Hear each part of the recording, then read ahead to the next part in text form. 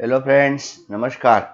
Class 11 chapter 4 motion in a plane के एक और सेशन में आप सबका स्वागत है। अभी बच्चों, मैं एक बात बोलना चाहता हूँ कि हम लोगों ने वेक्टर के बारे में अब बहुत कुछ जान लिया है।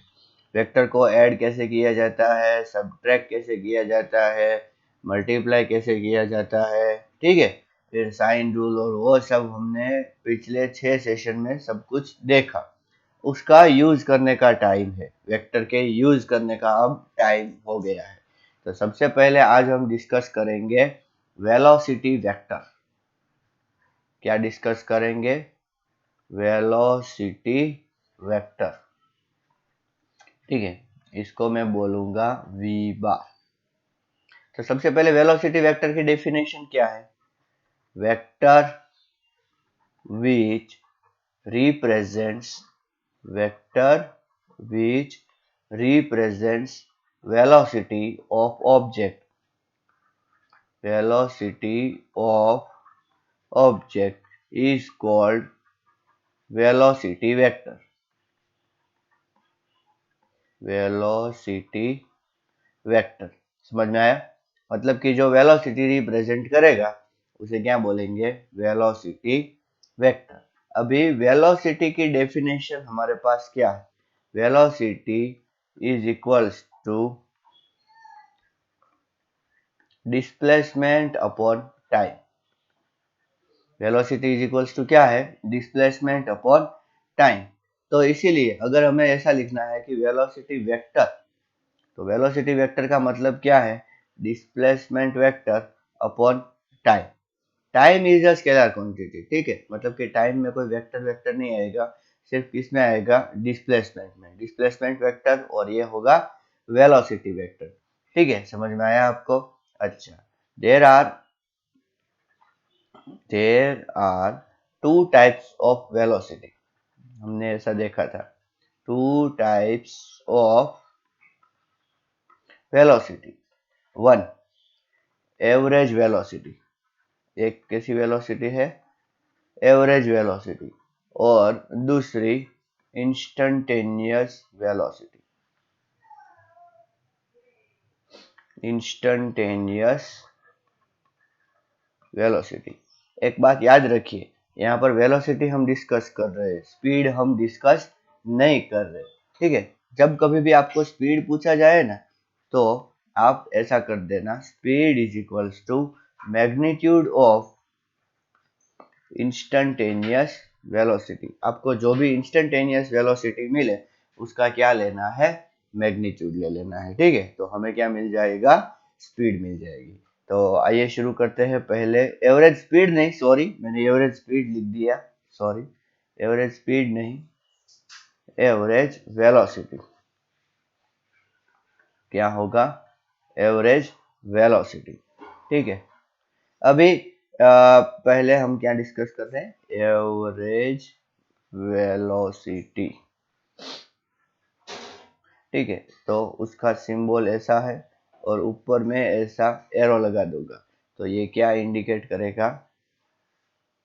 Velocity is a vector quantity. और ये जो सिंबल मैंने ऐसे लेस देन ग्रेटर देन जैसे आपको दिख रहे हैं, ये सिंबल लगाए हैं, ये किसके लिए लगाए हैं? क्या कि ये शो करते हैं कि मैं एवरेज कैलकुलेट करने जा रहा हूँ, ठीक है। Average velocity, average velocity, average velocity. बच्चों, जो थर्ड चैप्टर में हमने कंटेंट लिया है ना, वो सारा यहाँ पर रिपीट होने वाला है। Average velocity is ratio of displacement of object. Average velocity is a ratio of displacement of object and time interval, time interval to cover that displacement, to cover that displacement, ठीक है। अभी देखिए, हम जो कुछ भी स्टडी करेंगे ना बच्चों, हम सब कुछ एक्स वाई प्लेन में स्टडी करेंगे। कौन से? एक्स वाई, क्योंकि ये क्या है? मोशन इन अ प्लेन, ठीक है। तो अभी थोड़ी देर के लिए अपनी बुक और पेन साइड में रख दीजिए। मैं थोड़ा सा एनालिसिस आपके साथ डिस्कस करना चाहता हूँ। थोड़ी देर के लिए बुक और पेन साइड में रख दीजिए और ये जो मैं डिस्कस कर रहा हूँ उसको शांति से देखिए। ये है एक्स एक्सिस, ये है वाई एक्सिस, और हम हर बार ऐसा सोचेंगे कि ऑब्जर्वर यहाँ खड़ा है, या तो ऑब्जर्वर जहाँ खड़ा है वहीं हम ओरिजिन मान लेंगे और बाकी सबको प्लॉट करेंगे। ठीक है, अभी पार्टिकल कुछ इस तरह जा रहा था। ठीक है, जब ऑब्जर्वर ने पार्टिकल को यहाँ पर देखा, मतलब कि ये है पोजीशन नंबर 1।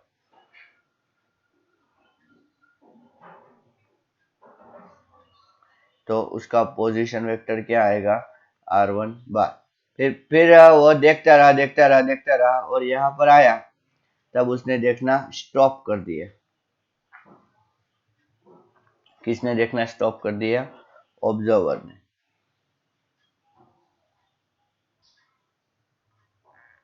ऑब्जर्वर ने देखना क्या कर दिया, स्टॉप। ये पोजीशन 2 मान ले। ठीक है, तो ये भी क्या होगा, r2 बार। ठीक है, तो अगर हमें डिस्प्लेसमेंट वेक्टर फाइंड करना है,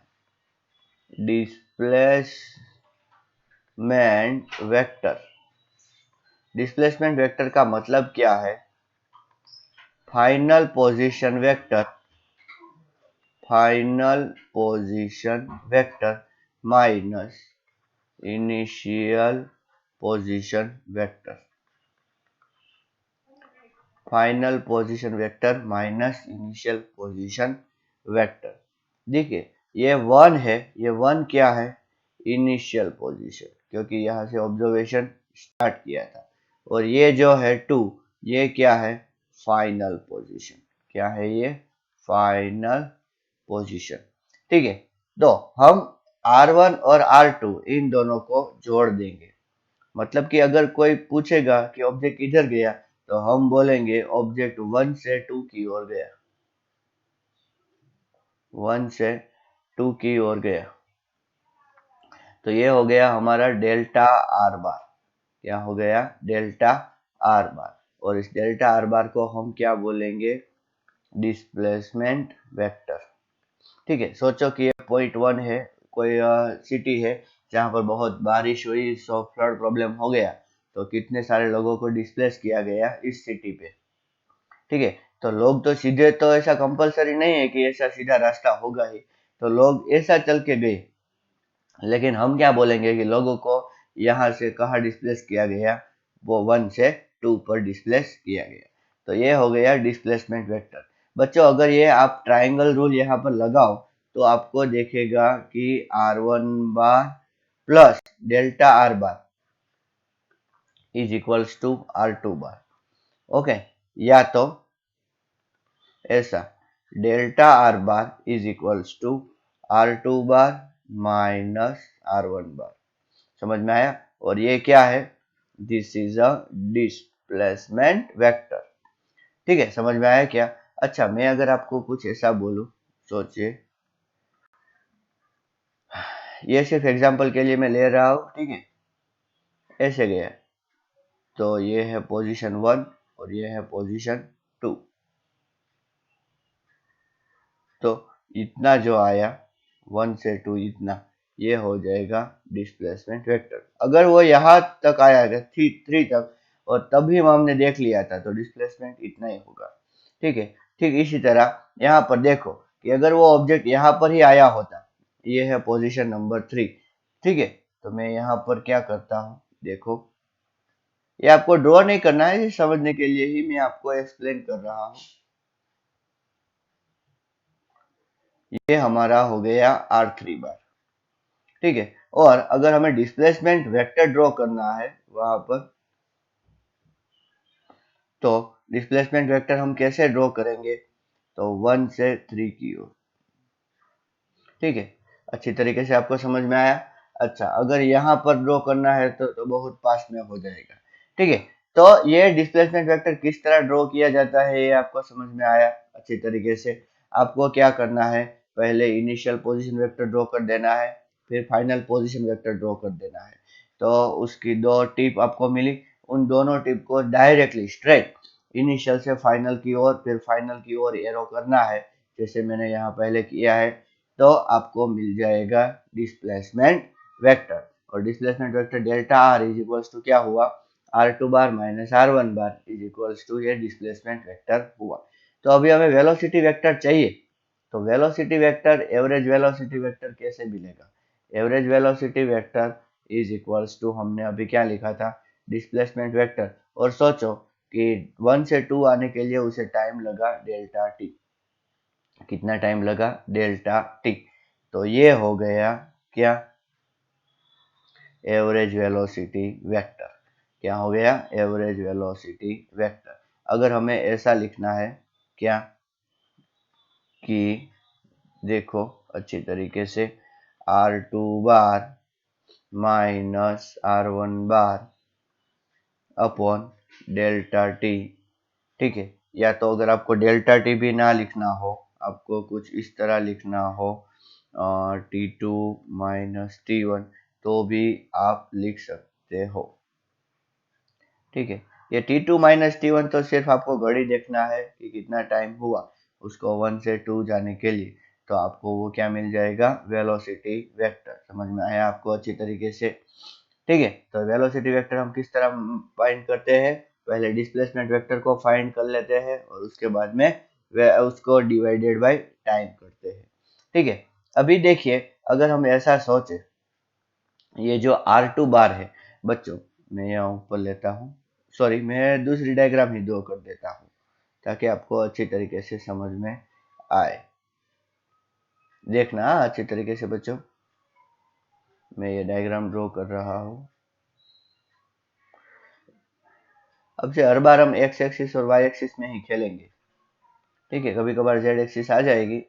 ये सेकंड पॉइंट था, पॉइंट नंबर 2, और ये था पॉइंट नंबर 1। इससे कोई फर्क नहीं पड़ता कि पाथ क्या था, ऐसा भी पाथ हो सकता है, ठीक है, कोई भी पाथ हो सकता है। अभी सोचो ये 1 है, तो 1 का एक्स कोऑर्डिनेट था x1 और y कोऑर्डिनेट था y1, ठीक। और 2 का x कोऑर्डिनेट था x2 और y कोऑर्डिनेट था y2। तो 1 को हम क्या लिख सकते हैं, उसके कोऑर्डिनेट x1 y1, और इसके कोऑर्डिनेट क्या लिख सकते हैं बच्चों, x2 y2। या तो अगर आपको वेक्टर के फॉर्म में लिखना है, ठीक है, तो जैसा कि हमने पहले देख रखा है कि r1 bar is equals to, आप ऐसा लिख सकते हो क्या, x1 i cap plus y1 j cap. कहने का मतलब क्या है कि R1 किस में है, x और y दोनों में है। x डायरेक्शन में कितना, x1 जितना, और y डायरेक्शन में कितना, y1 जितना। और ठीक उसी तरह अगर आपको R2 बार लिखना है, तो R2 बार किस तरह लिख सकते हो, x2 i cap plus y2 j cap. समझ में आया आपको अच्छी तरीके से। अच्छा, तो अगर हम डेल्टा आर बार करें, डेल्टा आर बार, तो हमें क्या मिलेगा, delta R bar is equals to क्या होता है, R two bar minus R one bar. पहले आप ये सारा देख लो बच्चों, बाद में लिखना, ठीक है। R two bar minus R one bar, तो मैं सारे स्टेप करूंगा, आप टेंशन मत लीजिए। X two I cap plus Y two I cap. बच्चों हमने वेक्टर सब्ट्रैक्शन वेक्टोरियली तो देख ही लिया अभी थोड़ी देर पहले, ये डिस्प्लेसमेंट वेक्टर में। अभी मैं ये एनालिटिकल कर रहा हूँ, ये जो आई कैप जे कैप का है ना, उसको एनालिटिकल भी हम बोल सकते हैं। ओके, याद रखना, x को x के साथ ही ऐड करो, y को y के साथ ही ऐड करो, या तो सब्ट्रैक्ट करो। तो हमें क्या मिलेगा, therefore delta R bar equal to, ये है x2 और ये है x1, तो हम क्या लिख सकते हैं, x2 माइनस x1 आई कैप। अच्छी तरीके से याद रखना, प्लस इसको क्या लिख सकते हैं, y2 माइनस y1, ये क्या हो गया, j कैप। अच्छी तरीके से समझ में आया। अच्छा, अब ये x2 माइनस x1 को हम डेल्टा x भी लिख सकते हैं, delta x I cap plus delta y j cap, ऐसा भी हम लिख सकते हैं, ठीक है। अभी देखिए ये डेल्टा एक्स का मतलब क्या हुआ, x2 माइनस x1, और डेल्टा वाई का मतलब क्या हुआ, y2 माइनस y1। ठीक है, अब से हम डायरेक्ट में जो डेल्टा आर बार जब भी लिखूंगा ना आगे कहीं भी फिजिक्स में, तो delta X plus delta Y ऐसा लिखता हूँ, तो आपको अच्छी तरीके से समझ में आना चाहिए। अगर हम अब इसको एवरेज वेलोसिटी के फॉर्मूला में रिप्लेस करें, तो ये हो गया delta R upon delta T. तो डेल्टा आर क्या था, डेल्टा एक्स आई कैप प्लस डेल्टा वाई जे कैप अपॉन डेल्टा टी, इस तरह था। Okay, sorry. फिर ये डेल्टा एक्स आई कैप और डेल्टा वाई जे कैप, यहाँ डेल्टा टी को मैं डिवाइड कर देता हूँ, delta X upon delta T आई cap plus delta Y upon delta T J cap. समझ में आया एवरेज वेलोसिटी का ये। अच्छा, अभी delta X upon delta T का मतलब क्या है कि बच्चों एक्स में जितना डिस्प्लेसमेंट हुआ अपॉन टाइम, तो एक्स का ही सिर्फ अगर हम डिस्प्लेसमेंट ले रहे हैं, तो इसका मतलब ये है कि ये है एक्स की एवरेज वेलोसिटी, इसकी एवरेज वेलोसिटी एक्स की। और यहाँ पर delta Y upon delta T ले रहे हैं, तो इसका मतलब हम किसकी एवरेज वेलोसिटी ले रहे हैं, सिर्फ वाई की। तो हम ऐसा भी लिख सकते हैं।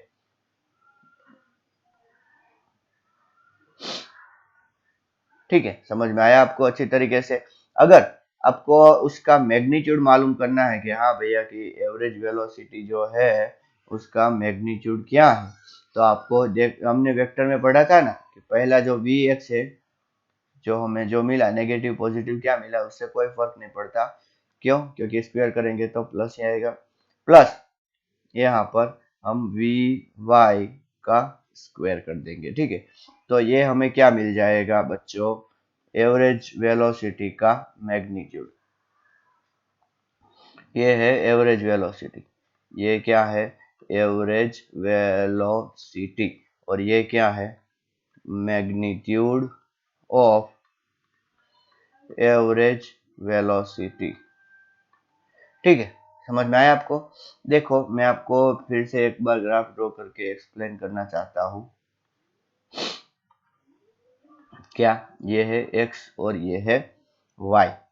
ठीक है, और यहाँ पर था पॉइंट नंबर 1 और यहाँ पर था पॉइंट नंबर 2। पाथ कैसा भी हो इससे कोई फर्क नहीं पड़ता। फिर सॉरी,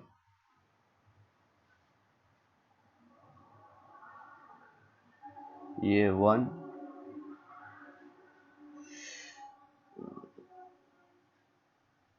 और ये 2। ठीक है, तो डिस्प्लेसमेंट कौन सी डायरेक्शन में था बच्चों, इस डायरेक्शन में। मैं थोड़ा दूर ड्रॉ कर रहा हूँ ताकि आपको अच्छी तरीके से पता चले। ये डेल्टा आर बार, तो ये जो डेल्टा वी है ना बच्चों, वो भी इसी डायरेक्शन में होगी। ठीक है, एक पॉइंट बहुत इंपॉर्टेंट पॉइंट आप लिख लीजिए, क्या, अच्छी तरीके से लिखना है बच्चों। कौन सा पॉइंट में बोलना जा रहा हूं, velocity, velocity is in direction of displacement. ठीक है, वेलोसिटी किसके डायरेक्शन में होगी, डिस्प्लेसमेंट के डायरेक्शन में होगी। ठीक है, अभी देखिए मतलब कि ये जो हमें मिली ना बच्चों एवरेज वेलोसिटी, इस तरह हम बोल सकते हैं, इतनी तो नहीं बोल सकते क्योंकि हमें ये जो लेंथ मिली ये तो किसकी मिली थी, डिस्प्लेसमेंट की, और यहाँ पर हमने डिस्प्लेसमेंट को किससे डिवाइड कर दिया है, टाइम से डिवाइड कर दिया है, इसीलिए एवरेज वेलोसिटी कुछ इतनी मिलेगी। अगर आप सोचो तो इसके हम दो कंपोनेंट कर सकते हैं, एक x का कंपोनेंट और एक y का कंपोनेंट कर सकते हैं ना। ठीक है, तो तो ये हो गया हमारा x का कंपोनेंट और ये हो गया y का कंपोनेंट। ठीक है, देखो मैं यहाँ पर फिर से ड्रॉ कर रहा हूँ। ये हमें एवरेज वेलोसिटी इस डायरेक्शन में मिली, तो ये हो गया x का कंपोनेंट और ये हो गया y का कंपोनेंट। मतलब कि x डायरेक्शन में वेलोसिटी कितनी, तो vx जितनी, y डायरेक्शन में कितनी, तो vy जितनी। अब ये जो एंगल है, ये एंगल अगर हमें फाइंड करना है, ये एंगल जो मैं थीटा यहाँ पर ड्रॉ कर रहा हूँ, आप रेड में देख रहे हैं ना। अच्छा, तो वो कैसे फाइंड करें, तो बच्चों अगर हम इसको ट्राइंगल जैसा कुछ बना ले, मैं फिर से यहाँ पर ड्रॉ करता हूँ ताकि आपको अच्छी तरीके से समझ में आए।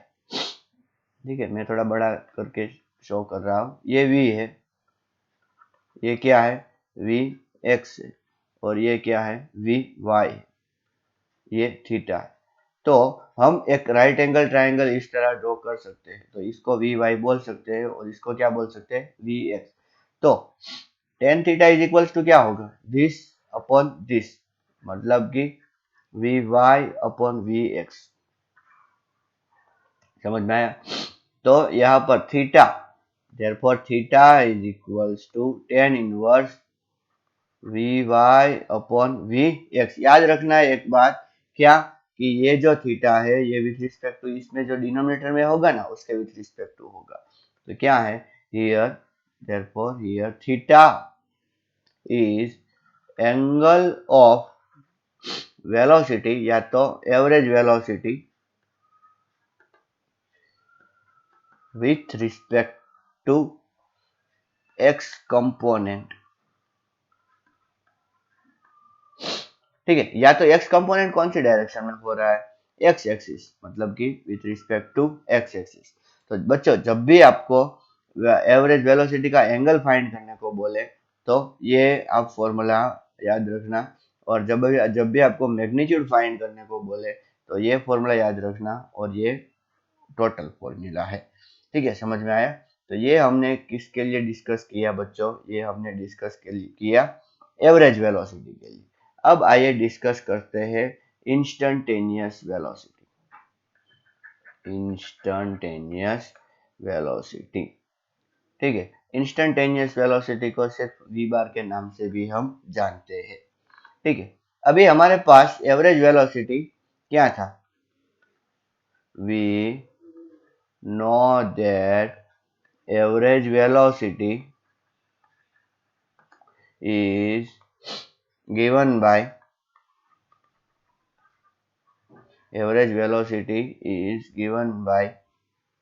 ये जो है delta V bar is equals to delta R bar upon delta T. ठीक है, लेकिन अगर टाइम इंटरवल बहुत कम कर दिया, मतलब क्या, for very small time interval, for very small time interval हम क्या लिख सकते हैं, average velocity is instantaneous velocity. Instantaneous velocity का मतलब क्या होता है, वेलोसिटी एट पर्टिकुलर इंस्टेंट। ठीक है, देखो ये जो ऑब्जेक्ट जा रहा है और सोचो कि हम यहां से देख रहे हैं, ठीक है, अच्छी तरीके से देखना, ये थी पोजीशन नंबर 1 और ये थी पोजीशन नंबर 2। तो ये था R1 बार और ये था R2 बार। तो ये हमने जो ड्रॉ किया उनके बीच में ये क्या हो गया डेल्टा आर बार। तो इसमें टाइम इंटरवल तो बहुत ज्यादा लगा ना, अगर मतलब कि यहाँ से ये पोजीशन 1 से पोजीशन 2 जाने के लिए सोचो 10 मिनट लगे, मतलब कि 10 मिनट तक मैंने ऑब्जर्व किया। सोचो कि मैं अगर 5 मिनट तक ही ऑब्जर्व करता तो ये क्या ऑब्जेक्ट 1 जो ये 1 से शुरू हुआ था क्या वो 2 तक पहुंच पाएगा, नहीं। सोचो कि वो यहाँ पर ही आया 3 पॉइंट पर, तो क्या होगा, तो उसका डिस्प्लेसमेंट सिर्फ इतना ही हुआ होगा। समझ में आ रहा है ना आपको? ठीक है, ये डेल्टा आर बार है जो कि 5 से नियरली, मतलब नियरली नहीं, मतलब कि ये जो है इसके बीच में जो एरिया रह जाता है ना बच्चों, ये एरर कहलाती है। मतलब कि एवरेज वेलोसिटी हम बोलते तो है, लेकिन ऑब्जेक्ट वो वेलोसिटी से हर बार चलेगा ऐसा कंपलसरी नहीं है। ठीक है, हमने ये भी डिस्कस भी किया था पिछले जो चैप्टर में उसमें, कि आप कहीं ट्रैवल कर रहे हो और आप अपने दोस्त को बोलोगे कि मैं इतनी स्पीड से मतलब गया एवरेज, तो इसका मतलब क्या है कि आप पूरे रास्ते में उतनी स्पीड से गए होंगे, नहीं। It is possible that there velocity can be more than that. अच्छा अभी देखिए यहाँ पर मैंने 5 मिनट का टाइम नहीं दिया, मैंने सिर्फ 1 मिनट का ही टाइम दिया। तो ये हो गया, ये क्या हो गया, डिस्प्लेसमेंट। ठीक है, और अगर मैंने सोचो कि 1 सेकंड या उससे भी कम, एक नहीं, आधा नहीं, 1/10 सेकंड का टाइम दिया, ठीक है, और उससे भी अगर कम टाइम इंटरवल देता तो डिस्प्लेसमेंट और नियरली पाथ सेम ही हो जाता, और वहां पर डिस्प्लेसमेंट वेक्टर कुछ इस तरह आता। अच्छा, इतना बड़ा नहीं आता, उसकी डायरेक्शन इस तरह आती। इसको हम बोलते हैं टेंजेंट। क्या बोलते हैं? टेंजेंट। ठीक है, तो कहने का मतलब क्या है? Direction of displacement and velocity at any particular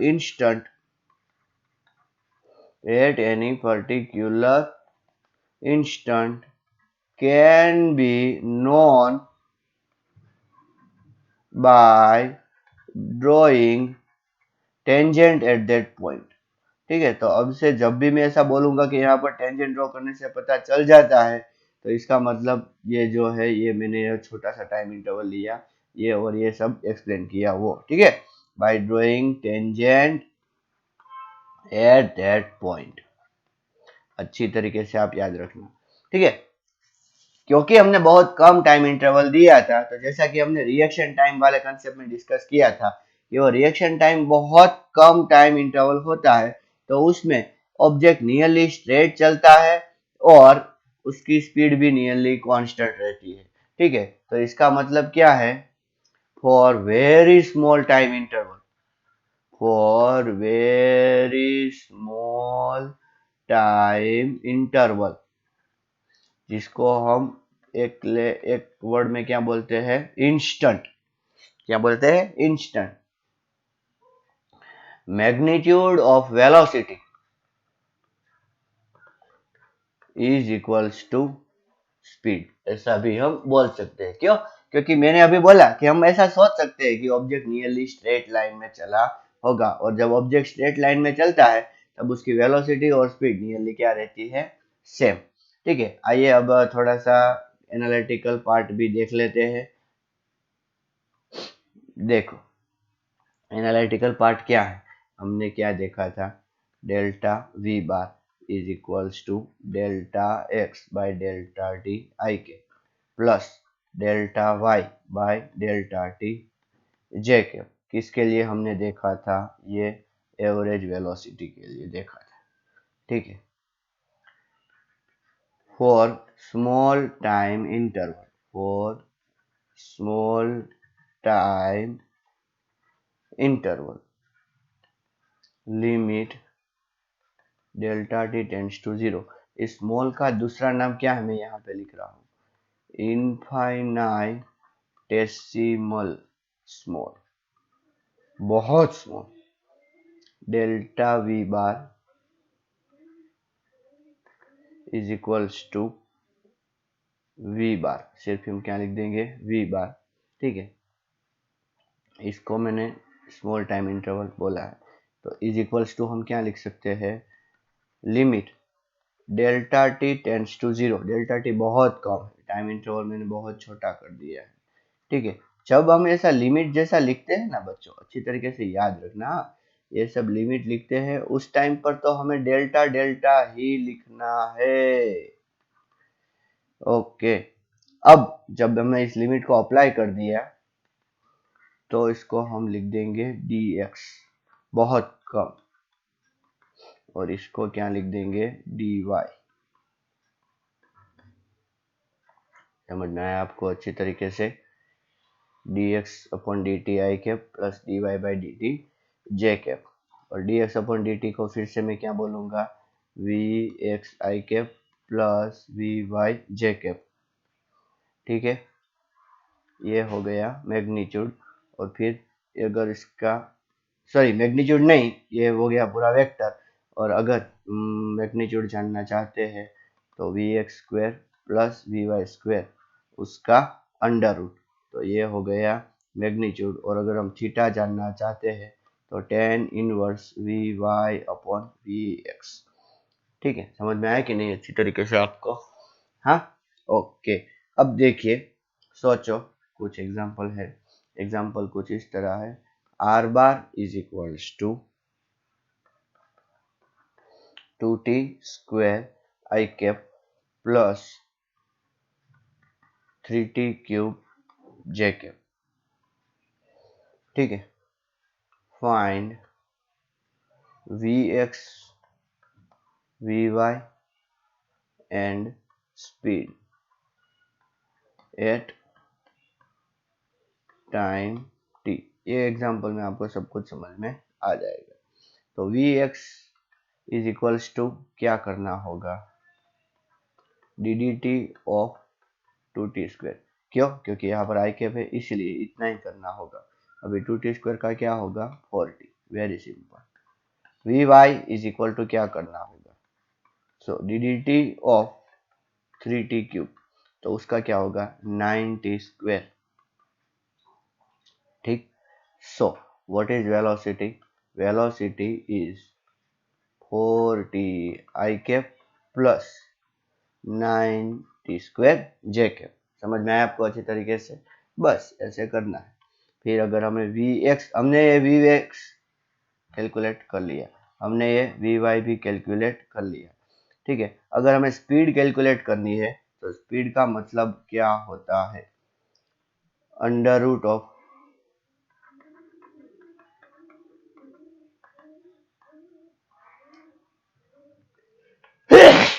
oh sorry, V X square plus V Y square. तो वी एक्स क्या था 4t, तो 4t का स्क्वायर प्लस 9t स्क्वायर का स्क्वायर, तो क्या होगा is equals to under root 16t square plus 81t⁴।